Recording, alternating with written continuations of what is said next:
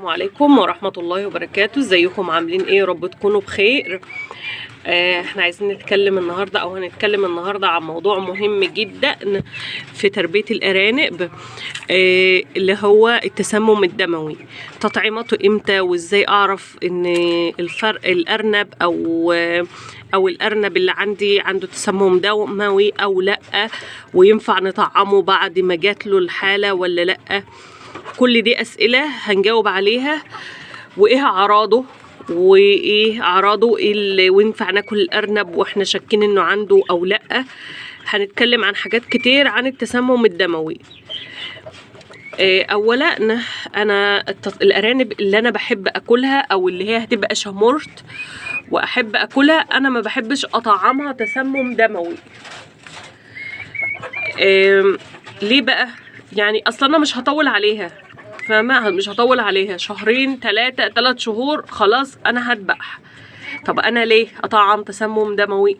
فانا اللي انا هاكلها وهبيعها للاكل، ما يا جماعه ما بطعمهاش. دي ارانب فلاحي ما بطعمهاش. ليه بقى؟ انا بستريح في كده، هي مش هتضرهم او مش هتضر الاكل، بس ما ينفعش طبعا ناكلها بعد ما طعمنا على طول، فبالتالي يبقى في اضرار. فانا بتجنب الموضوع ده نهائي، لان انا مش هطول عليها وانا هاكلها، وما بحبش اطعم اي حاجه اوديها اي حاجه هبيعها او حاجه هاكلها. دي الفكره.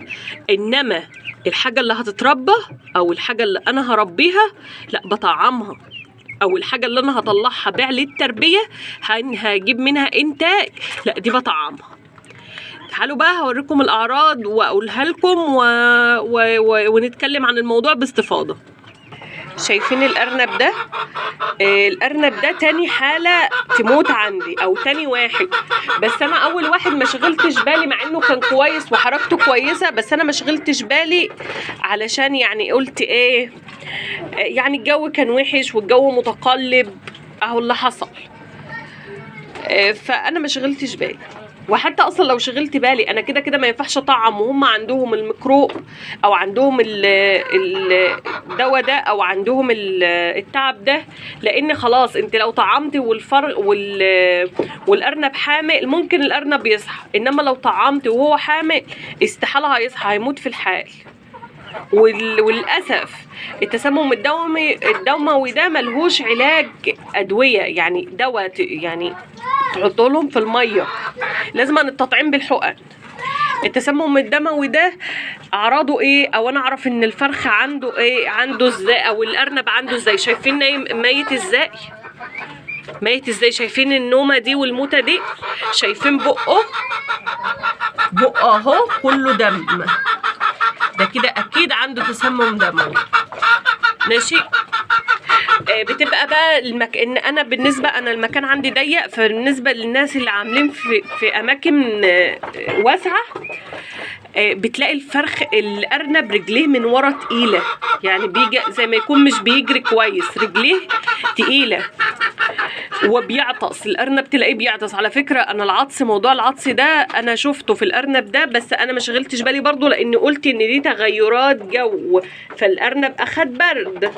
ماشي، خصوصا ان الارنب حركته كويسه، او انا ممكن معرفش ان الارنب حركته كويسه ولا لا، لان انا المساحه عندي ضيقه، فالارنب ما بيجريش قدامي. فبالنسبه للناس اللي عندها المساحه واسعه فهي هتعرف الموضوع ده. يبقى احنا قلنا العطس، بيجيب دم من بقه، حركته من ورا تكاد تكون مشلوله، حاجات قلنا الكلام ده. الارنب برضو خفيف اكل، حسيه خفيف اكل. فاضل ايه تاني؟ يبقى دي الحمام بتاعه بيبقى احمر، يعني حمام الميه ده مش بيبقى اللون الطبيعي، تحسيه محمر كده، ريح للحمار.